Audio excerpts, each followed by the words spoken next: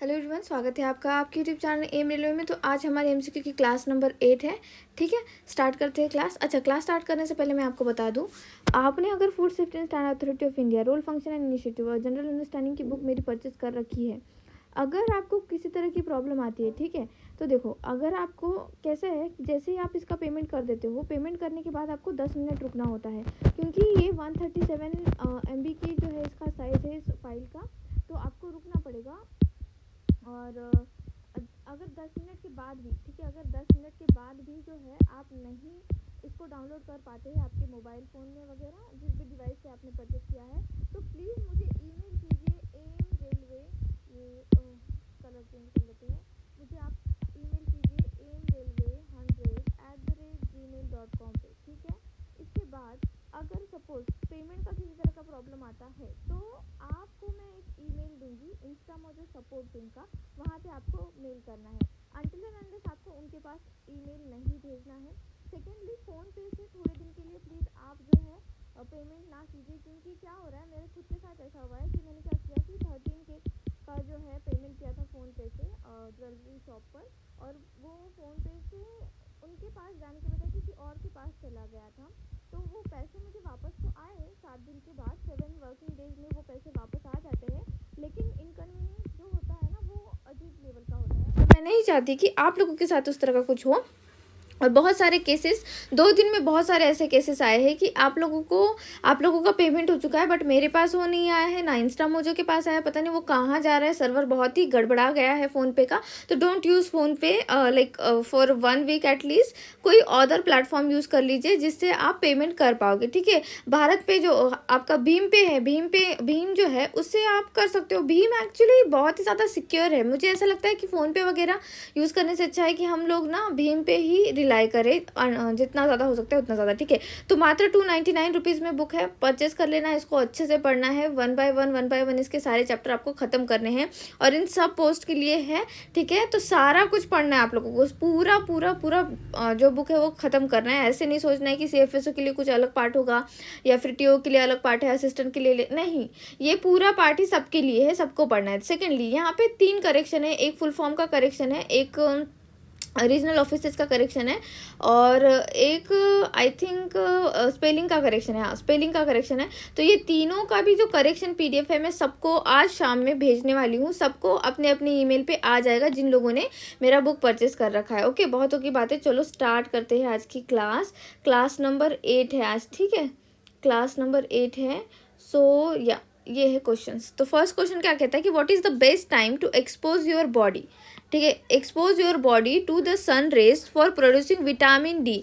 Vitamin D produce करने के लिए आपके बॉडी में कौन सा सही टाइम है दिन का, जिसमें आप अगर आपका बॉडी एक्सपोज करोगे सन रेज को, धूप में अगर एक्सपोज करोगे तो आपको विटामिन डी ज़्यादा मात्रा में मिलेगा। तो ये सही टाइमिंग होता है 11 से 1 बजे का टाइमिंग। ठीक है, 11 AM to 1 AM food safety and standard authority of India ने प्रोजेक्ट धूप, ठीक है, ये मैंने लिखा कर दिया है, आपको लिखने की ज़रूरत नहीं। प्रोजेक्ट धूप जो है वो इनिशिएटिव लिया था, कब लिया था, 9 अप्रैल 2018 में ये जो है इनिशिएटिव लिया गया था food safety and standard authority of India के द्वारा।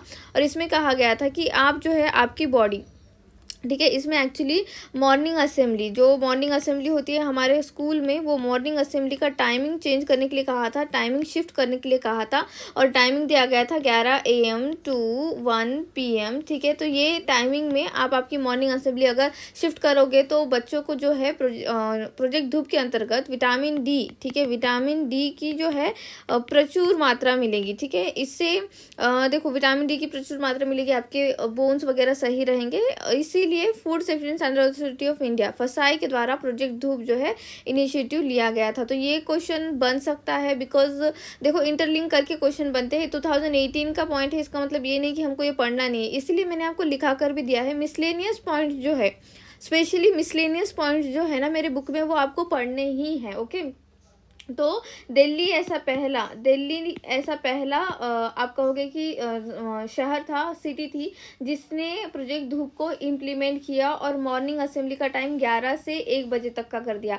ये टाइमिंग इतना इम्पोर्टेंट क्यों है, क्योंकि इस टाइमिंग में जो UVB रे होते हैं, ठीक है, UVB बी रेज जो होती है, अल्ट्रावायलेट बी रेज, वो बेस्ट होती है आपके बॉडी के लिए, ये टाइमिंग में वो रिलीज होती है, ठीक है। ये समझ में आ गया।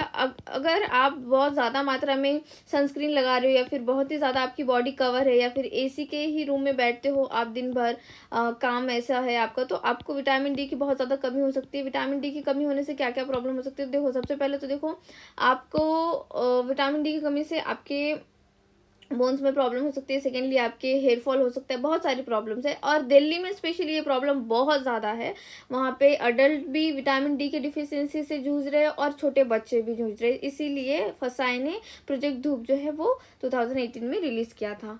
Second question, food fortification effects. तो फूड फोर्टिफिकेशन क्या होता है? फूड फोर्टिफिकेशन का मतलब होता है डेलिबरेटली, ठीक है, ये ध्यान में रखना। डेलिबरेटली आप आपकी इच्छा से विटामिन एंड मिनरल का जो है एडिशन कर रहे हो, विटामिन एंड मिनरल का एडिशन कर रहे हो, माने वो विटामिन और मिनरल्स ऑलरेडी उस फूड में, उस अनाज में मौजूद होंगे, फिर भी आप चाहते हो कि थोड़ा सा अधिक मात्रा में मैं अगर उसमें ऐड कर देता हूँ तो जो न्यूट्रिशन मिलेंगे मुझे वो ज़्यादा मात्रा में मिलेंगे। इसे कहते हैं फूड फोर्टिफिकेशन, ठीक है। ऐड करना डेलिबरेटली। अगर प्रोसेस में ख़राब हो जाता है, प्रोसेसिंग में अगर फूड ख़राब हो जाता है, प्रोसेसिंग में मिनरल्स और विटामिन कम हो जाते हैं और तब अगर आप ऐड करते हो तो उसे कहते हैं फूड इनरिचमेंट, ठीक है। फोर्टिफिकेशन नहीं कहते, सॉरी, उसे फूड इनरिचमेंट कहते हैं। ये इसमें थोड़ा सा ना कंफ्यूजन हो रहा था बच्चों को, तो मैंने ना फूड फोर्टिफिकेशन पहले लिखा के दिया, फिर उसके बाद में फूड इनरिचमेंट लिखा के दिया है। तो ये कंफ्यूजन दूर करने के लिए इकट्ठा ही मैंने मेरे नोट्स में, मेरे बुक में, ई बुक में लिखा कर दिया। तो प्लीज़ बच्चों आज वो पढ़ लेना अगर आपने अभी तक नहीं पढ़ा है फूड फोर्टिफिकेशन। तो देखो फूड फोर्टिफिकेशन का क्या है कि फूड फोर्टिफिकेशन किस चीज़ को अफेक्ट करता है, क्या वो फूड के अपीयरेंस को ख़राब कर देता है, क्या वो फूड की जो स्मेल है उसको ख़राब कर देता है, या फिर फूड का जो टेस्ट है उसको खराब कर देता है। तो नहीं, वो किसी भी चीज़ को जो अपीयरेंस नहीं खराब करता, उसका स्मेल नहीं खराब करता, उसका टेस्ट नहीं खराब करता, उल्टा ये vitamin and minerals add on करता है, ठीक है। तो मैंने हर एक पॉइंट लिखा कर दिया है कि वीट में, राइस में, ऑयल में, ठीक है, किस तरह का कौन सा मिनरल्स, कौन सा विटामिन ऐड किया गया है, मिल्क में। तो प्लीज़ आपने वो याद कर लेना है क्योंकि क्वेश्चन बनेगा ही बनेगा, ठीक है।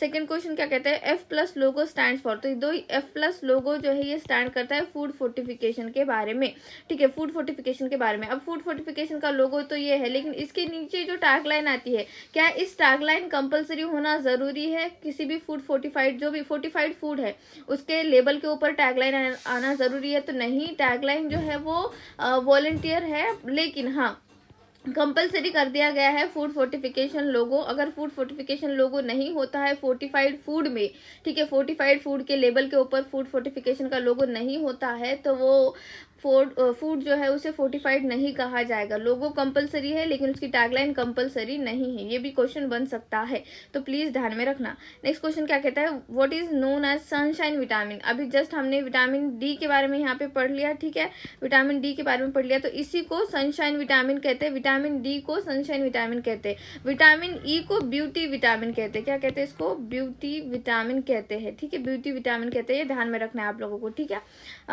देन नेक्स्ट क्वेश्चन क्या कहता है?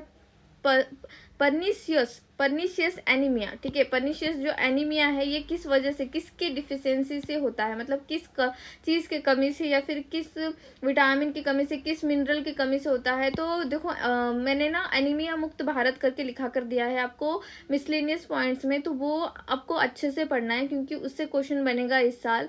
तो प्लीज़ उसको ध्यान में रखना है क्योंकि उसके इंटरलिंक होकर बहुत ज़्यादा इनिशिएटिव्स लिए जा रहे हैं। पिछले साल भी लिए गए, 2020 में भी लिए गए, इवन 2019 से ही वो बातें शुरू हुई है, बट 2020 में इतना सीवियर सिचुएशन थी, फिर भी एनीमिया मुक्त भारत के सारी चीज़ें पहुंच रही थी, बिकॉज हमने खुद अपनी आंखों से देख रखा है। ऑफिस जब हमारे लिए काम आया था ये चीज़, तो हमने देख रखा है कि एनीमिया मुक्त भारत के लिए इंडिया बहुत ही ज़्यादा लेकिन हमारी सरकार बहुत ज़्यादा विचार करती है। तो प्लीज़ ये अच्छे से पढ़ के जाना है क्योंकि इससे इंटरलिंक होकर बहुत सारे क्वेश्चंस बनेंगे। तो देखो ये आयरन की कमी, अगर आपके आयरन कम हो जाता है ना, आयरन कम हो जाता है खून में, तो एनीमिया जो है वो आपको हो सकता है। और ज़्यादातर ये पॉसिबिलिटी है कि ये जो चीज़ है एनीमिया एक्चुअली लड़कियों में होता है, ठीक है, अडल्ट गर्ल में होता है, लैक्टिक मदर्स में होता है। तो इसमें आपको क्वेश्चन बन सकता है। तो एनीमिया ज़्यादातर किस में होता है, तो भाई ये फीमेल में थोड़ा ज़्यादा दिखाई देता है इसका प्रमाण, ठीक है। Next, vitamin necessary for blood clotting. तो देखो हर एक विटामिन का काम आपको पढ़ के जाना है कि कौन से विटामिन से क्या होता है। मैंने मेरी बायोलॉजी की बुक में बहुत बढ़िया तरीके से प्रोवाइड कर रखा है टेबल के फॉर्मेट में। अगर आपने बायोलॉजी की बुक परचेस कर रखी तो उसको पढ़ो। अदरवाइज आप एक काम कर सकते हो, अगर आपने बायोलॉजी की बुक परचेस नहीं की है बिकॉज आप अफोर्ड नहीं कर सकते हो, तो आप एक काम कर सकते हो कि DFCCIL का जो मेरा प्लेलिस्ट है उसमें मैंने बायोलॉजी पढ़ा रखी है, और उसमें मैंने न्यूट्रिशन जो चैप्टर पढ़ाया है उसमें मैंने विटामिन और मिनरल के बारे में पढ़ा रखा है, तो वो भी पढ़ सकते हो आप, मोर देन इनफ। लेकिन अगर बुक से पढ़ लोगे तो थोड़ा बुक्स में कैसे ज़्यादा इन्फॉर्मेशन प्रोवाइड कर देती हूँ मैं। तो देखो विटामिन, कौन सा विटामिन है जो ब्लड क्लॉटिंग में काम आता है, तो विटामिन के, ठीक है। विटामिन के जो है ये ब्लड क्लॉटिंग में काम आता है। वैसे हमारे बॉडी में 13 फैक्टर होते हैं जो ब्लड क्लॉटिंग करते हैं, ठीक है, ये याद रखना है। और 13 के 13 फैक्टर आपको याद कर लेने हैं, ठीक है। अगर किसी भी पेपर में आता है, अच्छे हायर लेवल का जो पेपर होता है जैसे CDS वगैरह है या फिर CSC वगैरह है, तो उसमें विटामिन के बारे में नहीं पूछेगा ब्लड क्लॉटिंग फैक्टर, नहीं। उसमें ब्लड क्लॉटिंग फैक्टर विटामिन के अलावा जितने 12 बच रहे हैं उनके बारे में कोई ना कोई क्वेश्चन पूछ लेगा। तो इसीलिए आपको याद भी रखना है कि ये भी क्वेश्चन बन सकता है ना कि बॉडी में कितने ऐसे फैक्टर्स है जो ब्लड क्लॉटिंग में काम आते हैं। तो भाई 13 ऐसे फैक्टर है जो ब्लड क्लॉटिंग में काम आते हैं, ठीक है। अच्छा, ब्लड क्लॉटिंग के लिए ये काम आता है। विटामिन सी जो होता है आपके सिट्रिक फ्रूट्स जो होते हैं ना, खट्टे फ्रूट्स, जैसे आपका ये ऑरेंज हो गया, इमली हो गई, आंवला हो गया। आंवला तो बहुत ही ज़्यादा अच्छा सोर्स माना जाता है विटामिन सी का। तो विटामिन सी की वजह से क्या होता है एक्चुअली बच्चों, आपकी जो डिफेंस सिस्टम होती है, आपकी बॉडी की जो क्षमता होती है जर्म्स, बैक्टीरिया, वायरसेस से लड़ने की, वायरल डिजीज से लड़ने की, वो बहुत ज़्यादा बढ़ जाती है। इसीलिए आपने देखा भी होगा 2020 में विटामिन सी, ठीक है, विटामिन सी के जो पिल्स होते थे पहले 20 रुपए में आते थे, उसका प्राइस अचानक से हाई हो गया। सिट्रिक फ्रूट्स के प्राइस अचानक से हाई हो गए क्योंकि उस टाइम पे बहुत ज़्यादा इसकी डिमांड थी, ठीक है। नेक्स्ट क्वेश्चन क्या कहता है, top 2 minerals in milk are. तो मिल्क में कौन से मिनरल्स पाए जाते हैं, तो iron and calcium, calcium and folic acid, calcium and phosphorus. तो यहाँ पे कंफ्यूजन हो सकता है। तो बच्चों जो मिल्क में है टॉप 2 वो है आपका कैल्शियम एंड फॉस्फोरस, ठीक है। कैल्शियम एंड फॉस्फोरस मिलता है हमें मिल्क से, ठीक है। ये समझ में आ गया आपको। नेक्स्ट क्वेश्चन, स्वस्थ भारत यात्रा इज इंस्पायर्ड बाय। तो हमारा जो स्वस्थ भारत यात्रा है मैंने बहुत डिटेल में लिखा कर दिया है कि किसने जीती है, क्या हुआ है, कब शुरू हुआ, क्या क्या क्या सारी चीज़ें लिखा कर दी है। तो स्वस्थ भारत यात्रा जो है वो महात्मा गांधी जी से इंस्पायर्ड है, ठीक है। महात्मा गांधी जी से इंस्पायर्ड है। इस यात्रा में एक्चुअली साइक्लोथॉन हुआ था, साइकिल की रैली हुई थी। तो वो भी आपको पूछा जा सकता है कि भाई स्वस्थ भारत यात्रा क्या साइक्लोथॉन थी या फिर मैराथन थी, क्या था, तो साइक्लोथॉन था, ठीक है। ये आपको ध्यान में रखना है। नेक्स्ट क्वेश्चन क्या कहता है कि name the nation wide campaign of food safety and standard authority of India to reduce the intake of high salt. Okay, ये high fat, high sugar, high salt ये होना चाहिए HFSS फूड्स, ठीक है। तो ये जो है ये है आपका कैंपेन आज से थोड़ा कम, ठीक है। इसमें राजकुमार राव जी को एज अ एम्बेसडर लिया गया है इस कैंपेन के लिए। तो आपको क्वेश्चन भी पूछा जा सकता है कि भाई ये आज से थोड़ा कम जो है इसके एम्बेसडर कौन है, तो आपको याद रखना है कि राजकुमार राव जी जो है इसके एम्बेसडर है। और ये हाई